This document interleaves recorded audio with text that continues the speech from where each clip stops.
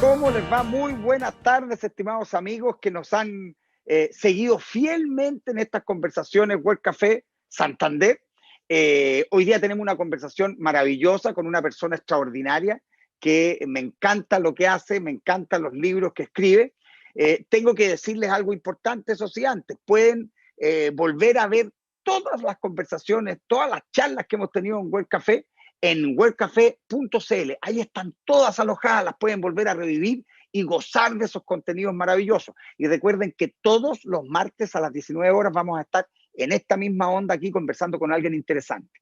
Hoy día tenemos un invitado fenomenal, él es don Joaquín Barañao.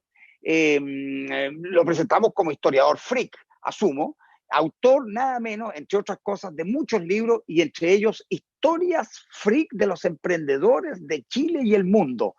Extraordinario, don Joaquín, ¿cómo le va? Muy buenas tardes. Hola, bien, gracias Federico. Mira, historiador no soy, pero sí llevo ya un buen tiempo dedicado a escribir libros de historia, así que miradas panorámicas por aquí sí se pueden ofrecer. Por eso que yo lo presento como historiador freak.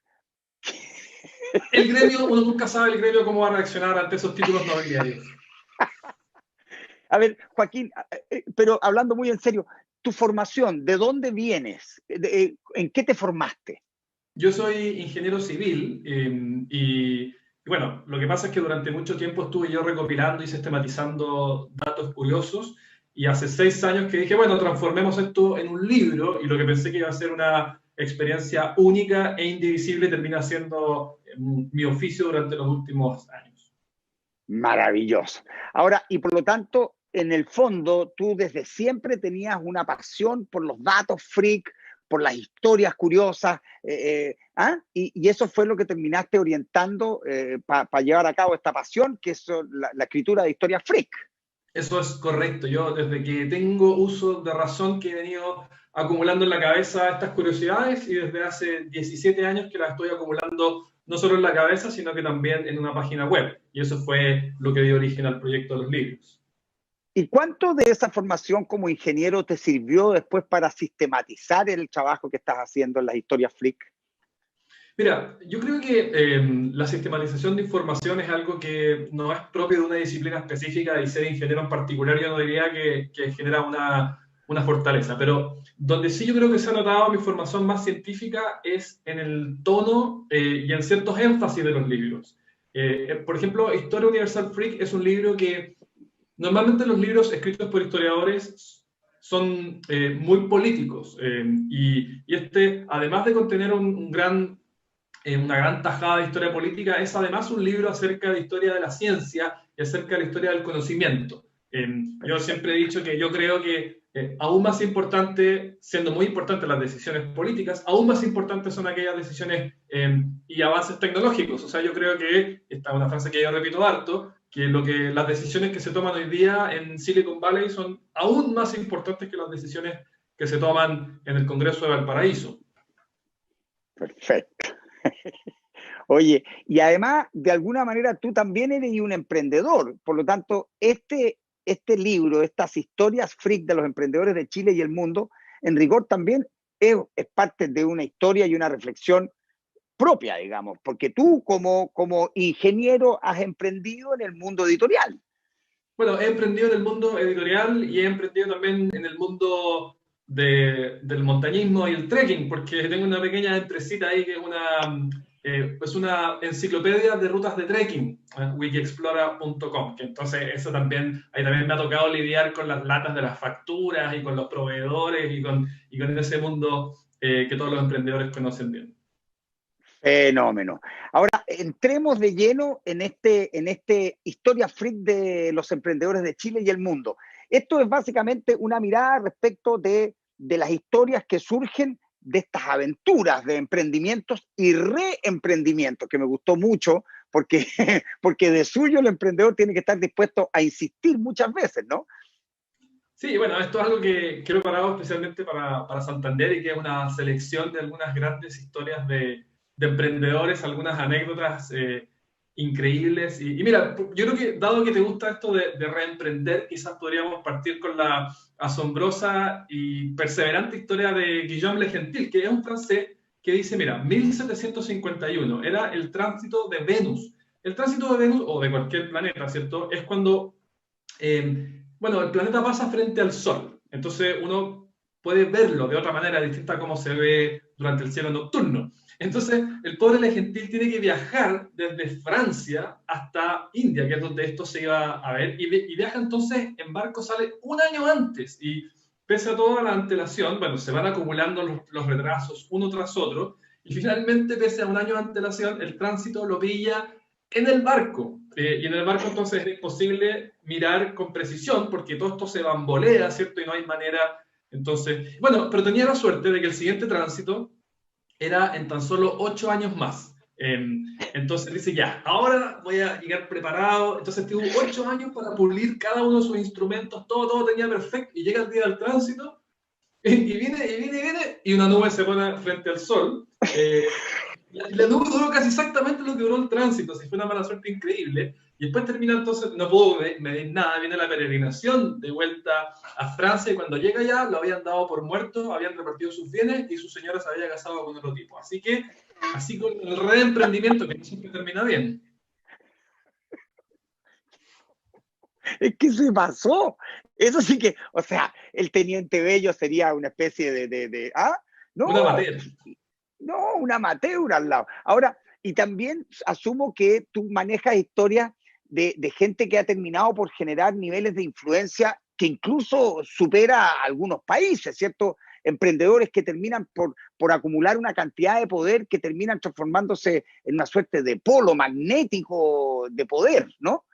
Bueno, claro, en esto yo creo que uno podría ahondar un buen rato en lo que ocurre justamente en Silicon Valley. Yo creo que las historias paralelas de Steve Jobs y Bill Gates, si bien son muy conocidas y se repiten bastante, sí hay ciertos aspectos más freak que no lo son tanto. Yo creo que esos son buenos ejemplos de personas que tienen más influencia que países. Hoy día yo creo que nadie podría discutir que Bill Gates, desde su plataforma y desde su fundación, su opinión pesa más que la de muchos presidentes, no solamente por la cantidad de plata que maneja, sino que también por su estabilidad, porque es una persona que lleva ya 40 años influyendo, entonces, porque los ciclos políticos, ¿cierto?, son breves, en cambio que ciertos empresarios, bueno, llevan ahí décadas y lo seguirán estando, y su palabra entonces pesa muchísimo. Y en términos podría ser alguno de estos personajes, sus comienzos difíciles, a ver, ¿cuáles podrían ser los más heavy de los que conoce, no solo a nivel internacional, sino que a nivel nacional también, porque tenemos que ir de a poco transitando hacia nuestras propias historias de emprendimiento? Sí, hay historias de emprendimiento aquí también. Bueno, mira, porque quedé con la deuda pendiente, ¿cierto?, de algunas historias más freak de los piratas de Silicon Valley. Mira, una cosa muy curiosa es cuando Steve Jobs y Steve Wozniak, su partner, que no sé por qué se lleva tanto menos créditos, yo creo que por el carácter más bien carismático de Steve Jobs, bueno, van donde Atari y les dicen, mire, tenemos esta cosa increíble, un computador personal, ¿cierto? Construido incluso con algunas de sus partes, las partes que vendía Atari. ¿Qué les parece financiarnos? Dice, o es más, se las entregamos, nosotros solo queremos hacerlo, páguenos un salario y vendremos a trabajar para ustedes. Imagínate, tenía a Steve Jobs y a Steve Wozniak al frente. Y cuenta Jobs, pero ellos respondieron que no. Así que fuimos a Hewlett Packard y les dijimos lo mismo. Les responden, no lo necesitamos, ustedes no han ido a la universidad aún. Así que esa es una historia bien curiosa. Y bueno, y otras personas también que han tenido influencia, bueno, por ejemplo, Alexander Graham Bell, bueno, más conocido, por supuesto, una de las personas más conocidas del siglo XIX, el que presenta la primera patente que se tramita de un teléfono. ¿Sabes que curiosamente ese mismo día se presenta otra solicitud de patente, una solicitud provisoria? Y bueno, Bell es el que obtiene la patente, que termina siendo, en algún momento fue la patente más valiosa de toda la historia. Pero antes de eso había ido a Western Union y le escribió un memo. Entonces, ellos responden, perdón, él se los presenta y Western Union le escribe un memo acerca de la venta de los derechos. Y aquí te lo cito, mira, dice, este teléfono tiene muchas cosas en su contra como para ser seriamente considerado un medio de comunicación. El aparato no tiene ningún valor para nosotros. Así que de ese tipo de, son lo que yo llamo los oráculos, los futurólogos del pasado, y muchas veces entonces se mandan patinazos como ese. Y hay muchos ejemplos más similares. Maravilloso. Es como cuando Stanley Kubrick le pide a IBM, ¿te acuerdas?, usar el nombre de su computadora, HAL, ¿cierto? Perdón, IBM 9000, ¿cierto? Que tú sabes que era la primera computadora que había hablado en la historia de la humanidad. Y entonces Stanley Kubrick, para Odisea 2001, le dice a la gente de IBM, oiga, ¿puedo usar, por favor, su modelo? No, por ningún motivo. Y es ahí cuando él toma la decisión de llamarle HAL a su computadora, HAL, que si tú te fijas son las mismas 3 letras siguientes de IBM. Después de la I viene la H, antes de la I viene la H, antes de la B viene la A y antes de la M viene la L. Y por eso se llama HAL 9000, que corresponde al mismo número. Y por eso que al final de 2001 Odisea en el espacio, esa computadora canta, ¿te has fijado? Daisy, Daisy, give me your answer. Porque esa es la canción que cantó el IBM 9000, que fue el primer computador de la historia que cantó. Pero IBM se perdió la oportunidad. Bueno, IBM también se perdió la oportunidad de comprarle el software a Bill Gates, porque Bill Gates va y IBM dice, no viejo, si el software es un detalle, en realidad las lucas están en los tarros. Y yo me acuerdo, en mi primer año de universidad me dijeron que ese fue el mayor error de gestión de la historia. Oye, y Stanley Kubrick en esa película tiene otra historia curiosa de emprendimiento. Él de manera muy, podemos decir, emprendedora, va donde Lloyds, una empresa de seguros, a asegurarse ante el riesgo de que antes del estreno de su película encontrasen vida extraterrestre, porque decían, bueno, si encuentran vida extraterrestre, mi película como negocio se va a ir al carajo. Y nadie estuvo dispuesto a venderle esa póliza de seguro, nadie quiso hacer el cálculo. Después Carl Sagan comentó, dijo que las empresas de seguros se perdieron una buena oportunidad porque en esa época nadie estaba buscando sistemáticamente vida inteligente, entonces era imposible que ocurriese y menos en un periodo tan breve. ¡Qué fenómeno! No, si está lleno de esas historias. Bueno, los mismos suizos, acuérdate, le vendieron la patente del cuarzo a los japoneses, ¿cierto? Porque despreciaron esta cosa de este invento de un reloj a cuarzo, ¿cierto? Porque ellos hacían relojes mecánicos y le vendieron esta patente así como para que se nada, lo mismo. Y después tuvieron que recomprarle de alguna manera los derechos para poder desarrollar justamente relojes a cuarzo. Mira, fenómeno.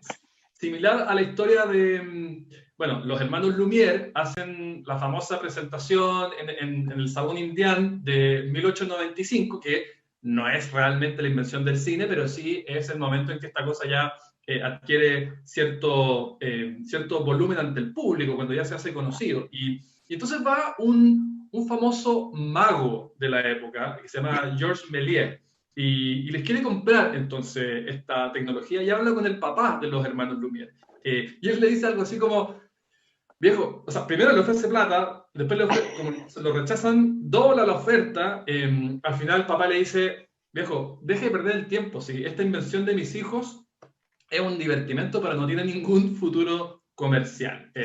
Bueno, de todas maneras, Georges Méliès se transformó en uno de los más grandes creadores de la primera década del siglo, el del viaje a la luna y otras cosas. Pero esa fue la visión que tenía el padre de la tecnología. Algo parecido a lo de Ferdinand Foch, el comandante de las fuerzas francesas durante la Primera Guerra Mundial, que decía que la aviación como deporte está muy bien, pero para el ejército es inútil. Es que extraordinario esa frase para el bronce, pero un bronce, pero todo abollado, además que termina pareciendo como baila gitano de lo abollado que queda esa frase. Y a veces no solo las frases, sino que también los actos. Por ejemplo, bueno, todo el mundo conoce la historia, ¿cierto?, de Vincent van Gogh, cuando se corta parte o toda la oreja, no está claro. Entonces lo trata este médico, ¿cierto?, Félix Rey, y ahí me puede estar fallando la pronunciación francesa, y entonces él lo compensa con, bueno, una de sus obras. Y este tipo la vemos y ¿qué hago ahora con este mamarracho? Y de manera increíble la utilizó para reparar un gallinero. Tenía un Van Gogh original arreglando un gallinero. Bueno, Van Gogh vendió un solo cuadro en toda su vida, y eso que ya fue increíblemente prolífico. Durante los últimos 30 días de su vida producía más de una obra al día. ¿Y tú sabes a quién le vendió ese único cuadro? No lo sé. A su hermano, Ah, su hermano, claro. que lo ayudaba todos los meses, un hermano Ateo. lo más amoroso que tenía, ateo, exactamente.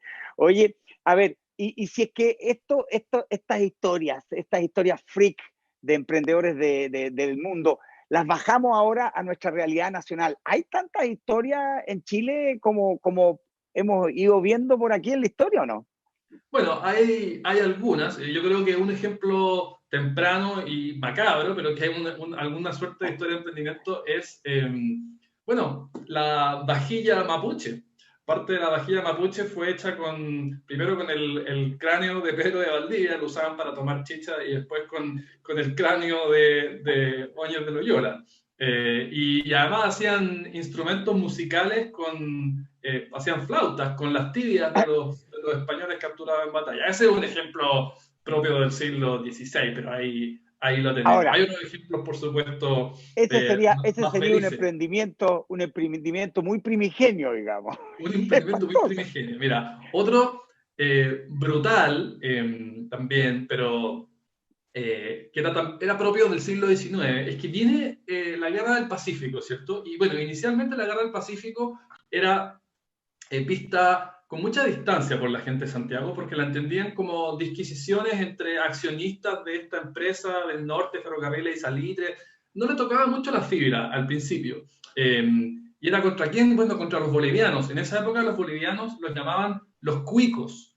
¿Cómo fue que la palabra cuico pasó a significar lo que significa ahora? Lo ignoro. Bueno, entonces traen a un tipo que en realidad era una especie de pirquinero y lo ponen en el Teatro Chalet, en el Cerro Santa Lucía, como una exhibición. Venga a ver lo que es un boliviano, venga a ver contra quiénes estamos peleando, y había que pagar unos pesos para poder admirar a este sujeto que el tipo poco y nada sabía de lo que era la Guerra del Pacífico. Qué impresionante. Eso no tenía la menor idea, oye. Sí, mira, y hay otro del mismo orden, y que de hecho fue casi al mismo tiempo, porque fue en 1873, solamente 6 años antes que la historia del cuico en el Cerro Santa Lucía, y que es cuando para las fiestas patrias, que es justamente la fecha tan cercana que estamos ahora, que en el Parque Cousiño uno podía pagar para una entrada para ver al antropófago José, que supuestamente era un fueguino caníbal. Así que ahí el diario El Ferrocarril cuenta, bueno, con generosa dosis de cosecha propia, que este fueguino no estaba disponible para el público porque ha estado enfermo desde su llegada a Santiago por falta tal vez de su alimento favorito. Sí. No Bueno, puedo creerlo. y eso nos podría dar pie a hablar del emprendimiento más siniestro y más aciago de la historia de Chile, que fue en parte con los británicos, ¿cierto? Que fueron los zoológicos humanos de los fueguinos en Berlín y en París en 1889, que era una cosa pero total y completamente horripilante. O sea, los trataban como salvajes, les Absolutamente. arrojaban carne cruda en Berlín y los hacían pasar hambre a propósito para que una vez que les daban carne, bueno, comieran de manera voraz para dar justamente esta impresión. Pero ese es el capítulo más triste de nuestra historia. Qué brutalidad más grande. Eso a mí todavía me duele en el alma, esas historias. Sí, sí, son brutales. Y de hecho, parte de esa historia es la historia de Jimmy Bottom, ¿no? De que Claro. efectivamente, tú sabes esa historia para que me la cuentes, sería fenómeno, digamos.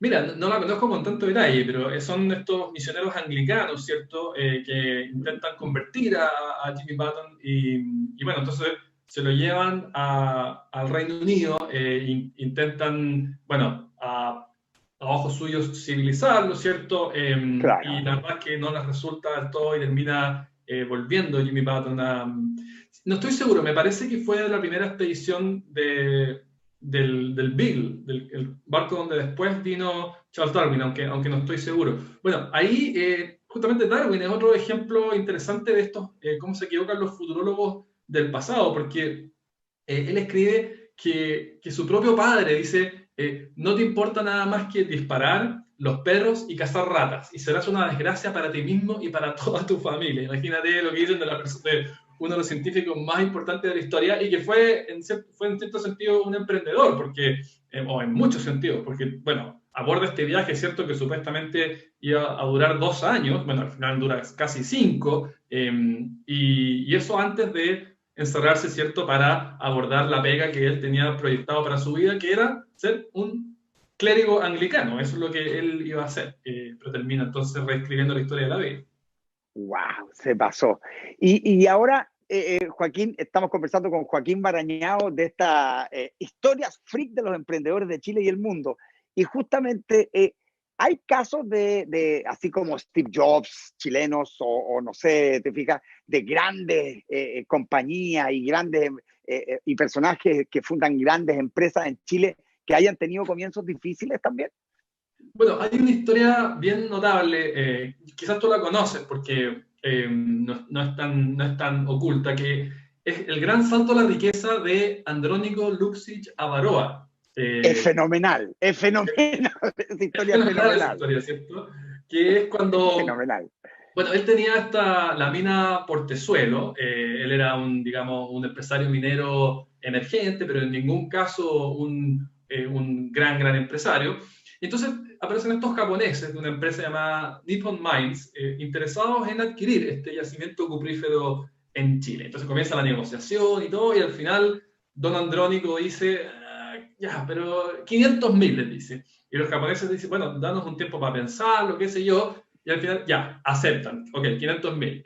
Y cuando llega el momento del contrato y de pagar, recién entonces Luxic se da cuenta de que él estaba pidiendo 500.000 pesos y los japoneses estaban pidiendo, o sea, habían entendido 500.000 dólares. Y la Claro. relación era, creo que, 67 veces más. O sea, pero es que realmente el salto a las grandes ligas del grupo Luxic. Así que, bueno. Claro, es como si hoy día hubieses dicho 5 millones y tú estabas pensando 5 millones de pesos y al final te pagaron 5 millones de dólares. Claro, Eso bueno, es. el dólar no valía 780, valía menos, pero de todas maneras era algo así como Pero 70 era veces. más o menos esa relación. Claro, no, fenómeno. Yo encuentro que esa historia es fenomenal.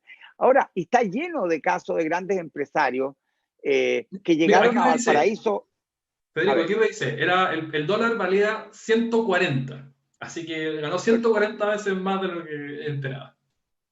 qué extraordinario.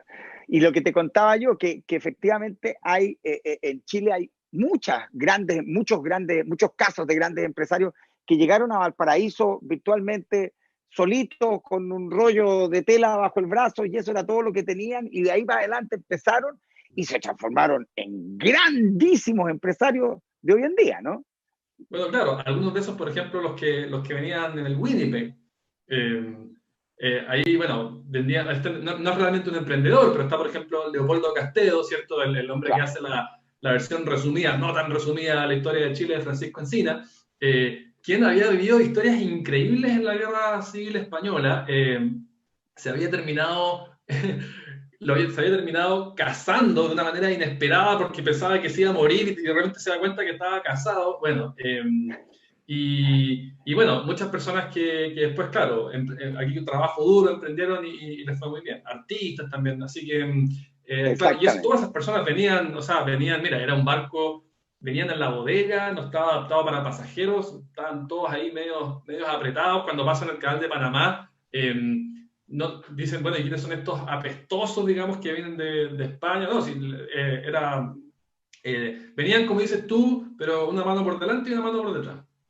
Exactamente. Bueno, es el caso de don José Ricardo Morales, también entre ellos, que fue tal vez de las personas que más hizo por la dramaturgia en Chile, y entre otras cosas te recomiendo un libro fenomenal que escribió don José Ricardo Morales respecto de la arquitectura, que para mí es de los libros más interesantes que hay, que se llama Arquitectónica.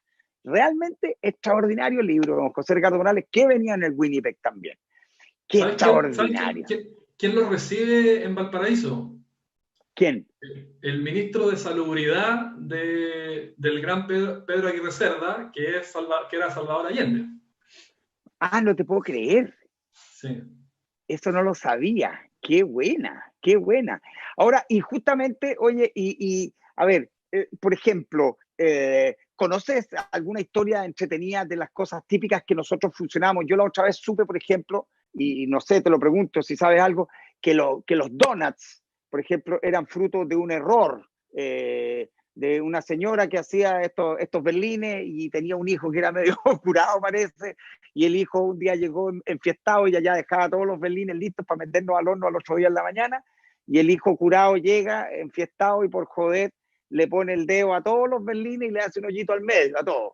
Y ella ya estaba frita, tuvo que agarrar esas bandejas, meterlas en el horno porque tenía que salir a vender sus berlines y se encontró con la maravillosa sorpresa de que efectivamente este bollo, que antes tenía muchos problemas para cocinarse de manera pareja en el horno por el volumen, al meterle el dedo al medio se generaba una suerte de torus, ¿cierto? Que hacía que se hornearan de manera súper pareja y quedaran francamente deliciosos. ¿Conocen más errores de ese tipo? Sí, o sea, afortunados errores, podríamos decir.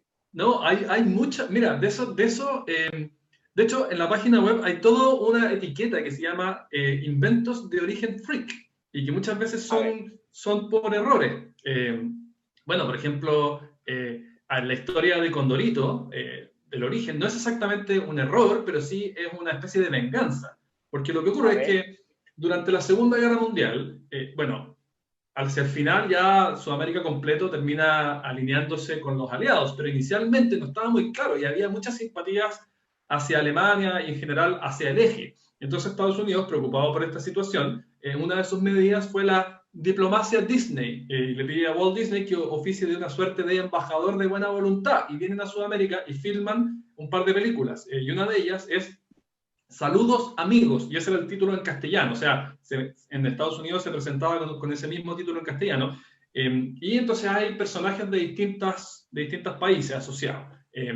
Entonces está el Loro Carioca para Brasil, ya. El personaje chileno era un avioncito que se llamaba Pedro, en honor a Pedro Aguirre Cerda, que tenía que llevar el correo de Santiago a Mendoza. Y tenía entonces, porque su padre estaba resfriado, tiene que llevar el correo, se enfrenta a una tormenta, bueno. Y este entonces, Pepo, ¿cierto? Dibujante de la revista Topace, opina que este avioncito no reflejaba en lo más mínimo el alma nacional. No, esto no puede ser, que viene Disney aquí a mostrarnos entonces hay que hacer algo propio, algo que nos refleje mejor, y entonces hace esta mezcla de Cóndor con roto chileno que termina siendo entonces Condorito. Bueno, y después hablábamos de Bill Gates, y Bill Gates para Windows 98 intenta adquirir los derechos de Condorito para Windows, pero no llegaron a acuerdo económico y eso nunca ocurrió. No te creo. Sí, bueno, también, por ejemplo, mira, los intercambiadores de teléfonos para operar sin personas, bueno, esos surgen por un tipo que creía porque la señora de un competidor trabajaba en esa pega. Entonces lo llamaban y ella decía, esta señora me está quitando los clientes porque te tocaba hablar. Entonces, motivado por esa sospecha de que esa señora le quitaba a los clientes, es que inventa entonces el intercambiador automático. Oye, Joaquín, oye, tú último. me comentaste... eso. Y el microondas también. El microondas es porque un tipo que trabajaba en una empresa que se llama Raytheon, entonces se le derretían los chocolates en el bolsillo. Y dice, bueno, ¿y qué es esto? Entonces era por un problema, había un error en el diseño que emitía una cantidad, ¿cierto?, de radiación electromagnética que generaba ese efecto, y esto es como termina entonces inventando el microondas. Así que inventos surgidos por errores hay abundantísimos ejemplos. Tú me comentaste una puede ser del fundador de Hyundai en algún momento, o de una marca... Bueno, a ver, quizás, mira, lo que te puedo haber comentado, porque la historia del fundador de Hyundai es un poco diferente. Quizás lo que te comenté fue, por ejemplo, cómo Suzuki era inicialmente una fábrica de telares, o cómo Lamborghini fabricaba tractores, o cómo Opel fabricaba máquinas de coser, o cómo Nintendo fabricaba naipes. Quizás pueden ser cosas de ese tipo. Pero lo que ocurre con el fundador de Hyundai es que era un campesino bastante pobre, entonces intenta fugarse una vez, dos veces, tres veces, y porque su familia esperaba que fuera de escuela agrícola en el campo. Y recién en su cuarta fuga termina entonces siendo exitoso y se va a la gran ciudad, se va a Seúl, y entonces en vez de ser maestro de escuela primaria termina fundando la mayor empresa de la historia de Corea. Pero ¿y cómo lo hace, Joaquín? ¿Hay datos de cuáles son las penurias que tiene que pasar? ¿Qué es lo que hace para terminar fundando? Porque yo creo que todo el mundo en la casa está pensando, ¿cómo podría cometer un error que me signifique transformarme en Steve Jobs? ¿Ah? ¿Tienes información de eso? Mira, yo creo que no hay que sembrar esa esperanza, porque estos son casos muy excepcionales. La gran mayoría de los casos de éxito en el mundo del emprendimiento es trabajo duro nomás y ponerle, ponerle, ponerle. O sea, yo creo que los quienes le dan el palo al gato de esa manera son tan pocos, fíjate, o sea, en números podemos encontrar varios ejemplos, pero en porcentaje son tan pocos que no es la manera, creo yo, de buscar el éxito. Extraordinario. Ahora, en Chile parece que no tenemos tantos casos así que sean muy inventados de estos tipos anecdóticos, ¿no? No sé, del mismo señor de Hyundai. ¿Cuántos casos habrán de eso en Chile? A mí me encantaría escuchar más historias de Chile, fíjate, de locales. Bueno, a ver, yo creo que los casos de Chile son menos sexy, pues tenemos industrias basadas en recursos naturales, y entonces, claro, hay menos, nuestros bienes y servicios y grandes industrias no están tan asociadas a las patentes y a los inventos, sino que más bien a condiciones naturales, ¿cierto? Al vino, a los salmones. Entonces, a ver, yo creo que un caso de éxito, pero que yo desconozco si hay alguna historia de África asociada, es la de Fernando Fishman, ¿cierto? Y las Crystal Lagoons, esa es algo bien notable. En algún momento el Guinness Records definió la laguna de San Alfonso del Mar como la piscina más grande del mundo. Desconozco si sigue vigente ese récord. Ahora, claro, los récords Guinness no es lo mismo que los datos freak, pues hay una diferencia importante. Claro. Mira, el que a veces a la gente le gusta citar es Genaro Gajardo, este talquino que decide inscribir a su nombre la luna. Entonces, aquí puede ser un buen momento para distinguir ciertos mitos de realidad. Lo que es realidad es que él estaba en un club social un día en la noche, entonces se da cuenta que sus compañeros hablan y hablan de mi fondo y mi hacienda y sus tierras, y él no tenía nada. Entonces, no estaba demasiado satisfecho con su situación, sale caminando y mira para arriba. Dice la luna. Entonces comete esta genialidad, digamos, de ir donde el conservador de bienes raíces e inscribir la luna a su nombre. Todo eso es cierto. Lo que no es cierto es que Nixon, cuando en el año 69 arma el programa, o sea, concreta la llegada a la luna, le haya pedido permiso. Sí, Gajardo amenazó con que lo iba a demandar y esas cosas, pero Nixon probablemente nunca se enteró que este señor Gajardo existía. Y lo que también es verdad y que es triste es que mucho tiempo después, en la década de los 2000, llegaron unos supuestos abogados a hablar con los descendientes de Gajardo, a decirles que ellos iban a hacer valer su derecho y que entonces, bueno, cuento corto, les piden plata para hacer valer sus derechos supuestamente, y era que no, los tipos nunca más volvieron y los pobres descendientes de Gajardo fueron estafados de esa manera. Así que una historia con final triste, tenemos otras. O sea, parecía la historia de la Miel Gibson. Claro. Que lo contactan. Yo creo que Miel Gibson va a terminar con final feliz, Federico. Sí, yo también creo. Además, me parece genial el nombre, Miel Gibson, porque podría llamarse Miel Thompson, Miel Gibson, Miel Sánchez. No es que me quiera yo poner a la altura de Mel Gibson, por favor. Ahora, dentro de esa historia, fíjate que tú me estás contando de chilenos versus el mundo exterior, podríamos decir. Hay una que a mí me encanta, Joaquín, y que de repente te la paso por si la quería incluir. A mí me sorprendió mucho porque el gran autor, filósofo José Ortega y Gasset, tú sabes que tiene un libro que se llama Meditación de la técnica y otros ensayos sobre ciencia y filosofía. En realidad, Meditación de la técnica es el nombre. Porque otros ensayos sobre ciencia y filosofía son, de alguna manera, otras ponencias que él ha dado y se incorporan. Y bueno, y este libro, yo me acuerdo, me sorprendió mucho la primera vez que lo tomé, porque es un libro que leo mucho, muy chiquitito, muy entretenido. porque en el prólogo él le da las gracias justamente a los piratas editores chilenos que justamente escribieron, o que mejor dicho, le regalaron un libro que él no escribió, pero sí le pertenece, digamos. Y que básicamente José Ortega Gasset hacía unas charlas, en un ciclo de charlas en una universidad en España. Esas charlas se transcribían y se publicaban en el diario La Nación en Buenos Aires, y los chilenos, muy astutos, dicen, oye, esta cuestión está buena, y ellos lo van haciendo una compilación y terminan transformando eso en un pequeño librito que se llama Meditación de la Técnica, y autor José Ortega y Gasset. Y un día José Ortega y Gasset va a una librería y se encuentra con este libro. Entonces es fenómeno, porque él dice, me encontré con un libro que es mío, pero que yo no he escrito. Entonces termina agradeciéndole a los piratas editores chilenos este regalo que le hacen. Ahora, yo creo que el agradecimiento debe haber sido una parte, pero después tiene que haber habido su par de penas del infierno para los editores que llevaron a cabo este libro, por supuesto. Pero date cuenta, o sea, nosotros tenemos el honor, muy entre comillas, de ser coautores de un libro de José Ortega y Gasset. Date cuenta, fenómeno. Hay una historia más o menos similar cuando C.S. Lewis, el autor de las Crónicas de Narnia y otros, escribe un libro que se llama Una pena observada, porque se le muere su mujer, Joy. Y lo escribió anónimo. Entonces amigos suyos le mandaban el libro y le decían, yo creo que este libro te puede ayudar a superar tu dolor. Oye, mira, bueno, otro emprendimiento chileno es que, bueno, sabes que durante la colonia, finales de la colonia y todo, bueno, a un costado de la Plaza Mayor se instalaban los vendedores de hojotas. Y aquí los freaks no el emprendimiento, sino lo que ocurría después, y es que las sobras después eran utilizadas de manera masiva los domingos para guerra de hojotas en el cauce del río Mapocho.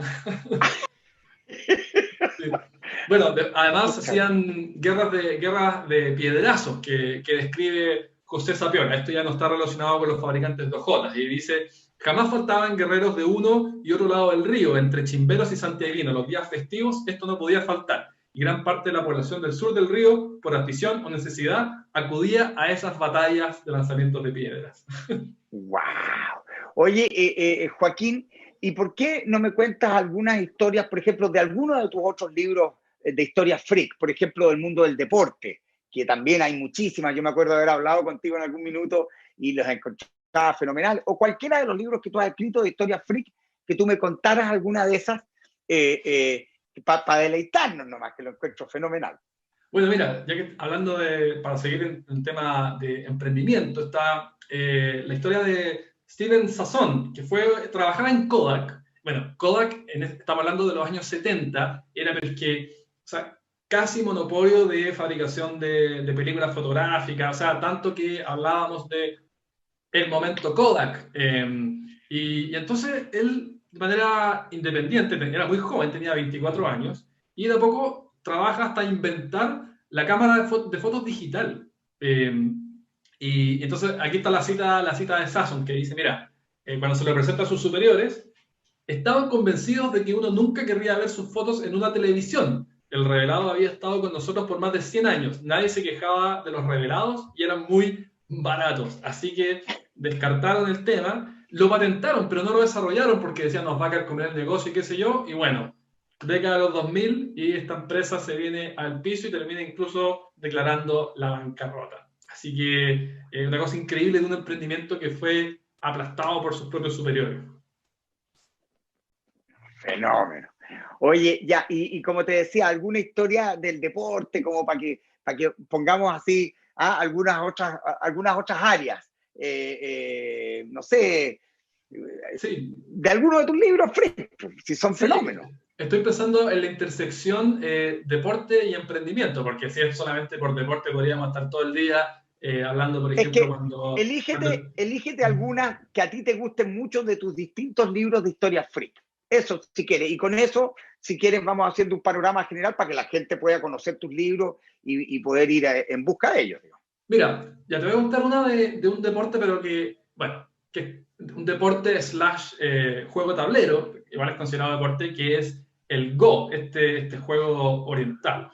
Y yo había pensado seleccionarla para esta conversación, porque si bien no es una historia de emprendimiento, sí es una historia de resiliencia increíble. Y es que el 6 de agosto de 1945, en Hiroshima, y ya saben a qué me estoy refiriendo, se estaba jugando la ¡Wow! final de, así es, de un juego de un campeonato muy importante de Go. Y entonces están en la mitad del juego ahí, con público, y de pronto, ¡pah! Estallido, se rompen los vidrios de la sala donde estaban jugando, gente cae al piso incluso, hubo algunos heridos con los vidrios, y uno dice, bueno, comenzó la era atómica, hubo decenas de miles de muertos a pocos kilómetros de distancia, uno dice, bueno, naturalmente todas estas personas se fueron para casa a ver cómo estaban sus seres queridos. Bueno, ¿sabes qué ocurrió? Recogieron los vidrios, ¿ah? Y el partido continuó. Imagínate, la final de Go no se suspendió ni siquiera por la bomba atómica. Así que ahí tienen una historia de resiliencia. ¡Wow! Impresionante. Extraordinario. Oye, Joaquín, ha sido como siempre lo más entretenido que hay conversar contigo. Me he reído, he aprendido cosas, fenómeno. Así que de verdad, muchísimas gracias. ¿Ah? No sé cómo lo has pasado tú, pero yo he gozado por lo menos. No, yo lo he ¿Ah? pasado bien. Mira, déjame contarte una última historia de emprendimiento. Hay más, pues. Mira, Todas las que eh, necesites. ya. Una vez, por ejemplo, la historia de Kyle McDonald, que es un canadiense que el año 2005 dice, ya, voy a iniciar trueques y vamos a ver hasta dónde logro llegar. Y parte con un clip rojo. Uno dice, ¿cuánto vale un clip? Esto no vale pero ni 5 pesos. Logró cambiarlo por un bolígrafo. Alguien dijo, este clip ya, bueno, ya te lo cambio por este bolígrafo. Y el bolígrafo lo cambió por otra cosa y siguió y siguió y siguió. Y hizo 14 trueques. Y el último trueque, sin gastar ni un peso, fue una casa. No. Ahora, una casa chiquitita, pero una casa. Sí, pero una casa que partió de un clip. Que partió de un clip sin gastar ni un peso adicional. Y otra historia que también tenía ganas de compartir es la historia del fundador de FedEx. Bueno, en los años 70 la empresa era en realidad un emprendimiento, o sea, una cosa muy chica todavía. Estaba en las últimas, se le estaba acabando la liquidez, no tenía para pagar los sueldos. Y ahí entonces los emprendedores que nos están escuchando, aquí es donde no tienen que sacar lecciones. Porque lo que hizo es que agarró las pocas lucas que quedaban, se tomó un avión a Las Vegas y se jugó toda la plata en el casino. No. Y de manera asombrosa, bueno, le fue bien y con eso FedEx logró liquidez y logró sacar adelante la empresa. Así que quizás es que esa bola en la ruleta caía en otro casillero, FedEx no existiría. ¡Qué extraordinario! Claro, eso es lo que no hay que hacer. ¿Ah?